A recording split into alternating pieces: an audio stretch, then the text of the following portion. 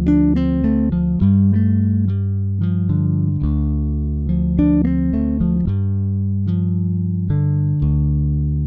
आप भी अपनी लाइफ में बहुत ज़्यादा स्टक फील कर रहे हैं? क्या आपको भी ऐसा लगता है कि आप बहुत ज़्यादा हेल्पलेस हो गए हैं कुछ चीज़ों के लिए, या फिर आपके अंदर पहले जैसी कोई पॉजिटिव एनर्जी नहीं रही है, आप बहुत ज़्यादा लो फील करते हैं, बहुत ज़्यादा टायर्ड फील करते हैं, किसी भी तरह की एक्टिविटीज़ में, लोगों में, बाहर आने जाने में, सोशलाइज होने में आपका कोई भी इंटरेस्ट नहीं रहा है, आप इन चीज़ों पे बिलीव ही नहीं करते हैं, आप अकेले रहना पसंद करते हैं, सुबह बेड से उठने का मन नहीं करता है, बहुत ज़्यादा होपलेस सी लाइफ हो गई है और बहुत ज़्यादा नेगेटिव जो विचार हैं वो आपकी लाइफ में आते हैं। तो देखिए क्या होता है, कई बार हमारे लाइफ के किसी पर्टिकुलर एरिया में कुछ ऐसा हो जाता है कि उस नेगेटिविटी के बारे में सोच सोच के हम अपने अंदर, मन के अंदर ही, हालांकि बाहर सिचुएशन जो है वो इतनी ख़राब नहीं है, लेकिन हम हमारे मन के अंदर ही सोच सोच के इतना ज़्यादा सफ़र करते हैं कि हम हमारे बाकी एरियाज़ को भी ख़राब कर लेते हैं। तो आज हम इसी बारे में बात कर रहे हैं। स्पेशली ये वीडियो उन लोगों के लिए है जो बहुत ज़्यादा हेल्पलेस फील कर रहे हैं, अपनी लाइफ में स्टक फील कर रहे हैं, पूरा दिन बस निकल जाता है लेकिन किसी भी तरह की कोई खुशी नहीं होती, कोई एक्साइटमेंट नहीं होती है, लाइफ में कोई गोल जैसा कुछ नहीं बचा है,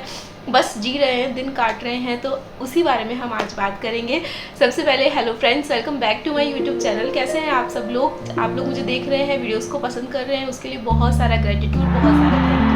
तो चलिए अब हम आज के वीडियो के बारे में बात कर रहे हैं। अगर आप लोग ऐसा फील करते हैं, अपनी लाइफ में स्टक फील करते हैं, तो सबसे पहले तो आपको अपने अंदर झांकने की, अपने आप को देखने की, अपने आप को स्टडी करने की बहुत ज़्यादा ज़रूरत है कि इन दिनों आप किस तरह की फ्रिक्वेंसी में रह रहे हैं या किस तरह की एनर्जी में रह रहे हैं। देखिए, हर इंसान कभी ना कभी इस फेज से ज़रूर निकलता है और मैं अपने उन डेज़ की बात करती हूँ जब मैं बहुत ज़्यादा, मतलब अभी भी मैं बहुत ही कमाल की सिचुएशन में नहीं हूँ, मेरे को मेरे बहुत सारे गोल्स जो हैं वो अचीव करने हैं, लेकिन अब मेरे में इतना कॉन्फिडेंस है कि मैं उन सारे गोल्स को अचीव कर लूँगी। मेरे को विश्वास है कि देर सवेर मेरा काम हो जाएगा क्योंकि वो प्रोग्रेस पे है, क्योंकि मैंने लॉ ऑफ अट्रैक्शन स्टार्ट कर दिया है। लेकिन मैं उन डेज़ की बात करती हूँ when I was feeling like helpless. कोई एक ऐसी चीज़ जो लाइफ से चली गई थी और उसके बाद में मुझे ऐसा लगता था कि अब कुछ भी मिल जाए, कोई भी चीज़ मुझे खुशी दे ही नहीं सकती है।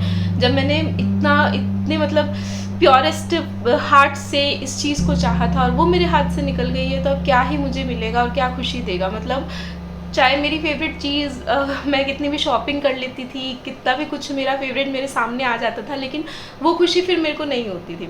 उस तरह की सिचुएशन में how I get over from that situation, या फिर उस सिचुएशन में मैंने क्या अप्लाई किया था, या आप लोग इस तरह की सिचुएशन में क्या कर सकते हैं। सबसे पहले आपको अपने आप को स्टडी करना होगा कि क्या चीज़ है जो आपको परेशान कर रही है, या फिर इन दिनों आपका बिहेवियर कैसा हो गया है।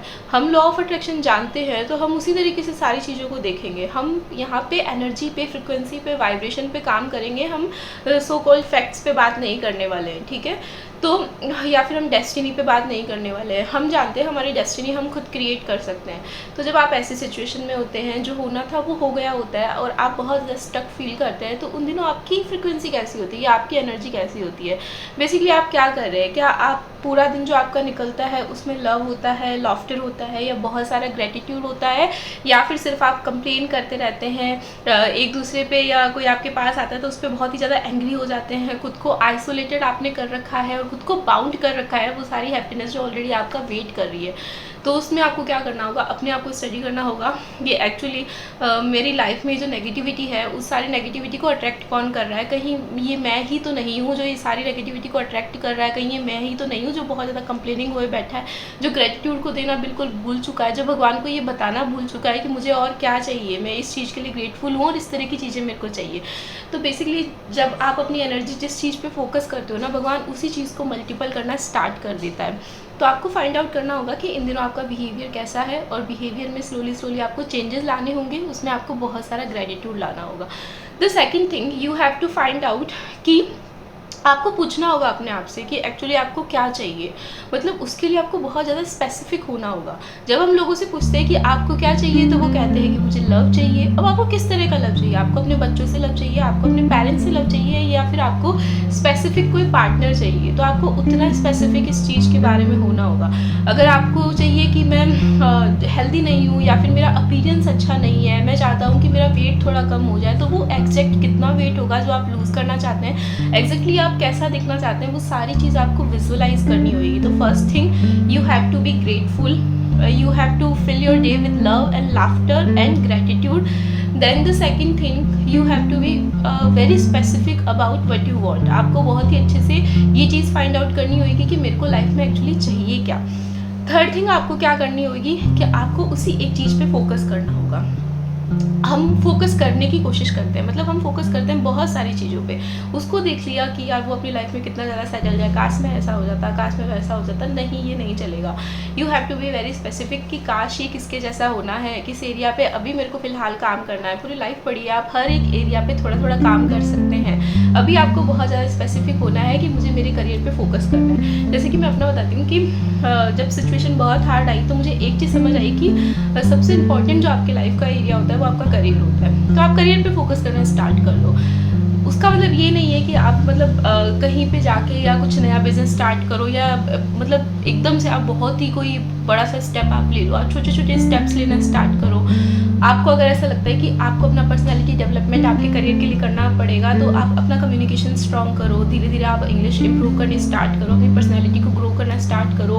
खुद से ही कन्वर्सेशन स्टार्ट करो कि आप कहीं कंपनी पे इंटरव्यूज़ के लिए जा रहे हैं तो आप किस तरीके से कम्युनिकेट करेंगे। कोई ऐसा प्रोफेशनल कोर्स आप देखो जो आपको आगे हाइक दे सकता है। तो यहाँ हम बात कर रहे हैं कि जब आप किसी भी स्पेसिफिक एरिया को मैनिफेस्ट कर रहे हैं तो उस सिचुएशन में आप क्या कर सकते हैं। जब हम लॉ ऑफ अट्रैक्शन में एक्शंस की बात करते हैं तो हम एक्चुअली उन्हीं एक्शंस की बात करते हैं कि आप अपने माइंड में वो छोटे छोटे एक्शंस ऑलरेडी बना लो कि इस तरीके से मैं अपने गोल तक पहुँच जाऊँगा। जैसे आप करियर मैनिफेस्ट कर रहे हैं और आप कोई कोर्स करना चाहते हैं, कोई प्रोफेशनल कोर्स है और आपको ऐसा लगता है कि ये जो है वो मेरे करियर में मेरे को बेनिफिशियल रहेगा, लेकिन स्टिल वो कोर्स जो है वो बहुत ज़्यादा महंगा है, आप कैपेबल नहीं है कि उसकी फ़ी को पे कर सकें या फिर आपकी फैमिली जो है वो आपको अलाउ नहीं कर रही है। तो अपने माइंड में उस चीज़ को मैनिफेस्ट करना स्टार्ट करो कि मेरी फैमिली जो है वो इस चीज़ के लिए मान गई है और या फिर जो कोर्स है उसके लिए बाहर जाने की ज़रूरत ही नहीं है, वो मेरे को ऑनलाइन ही कहीं मिल गया है, तो इस तरीके से मैं अपना काम कर रहा हूँ। तो ये होते हैं वो छोटे छोटे एक्शंस जो आपको लॉ ऑफ अट्रैक्शन में लेने के लिए कहा जाता है। देखिए, आई डोंट थिंक ऐसा कोई भी कोच होगा जो आपको बोलेगा कि आप सिर्फ बैठ के मेडिटेशन करो या सिर्फ अच्छा अच्छा सोचो और एक दिन अचानक बहुत अच्छा हो जाएगा।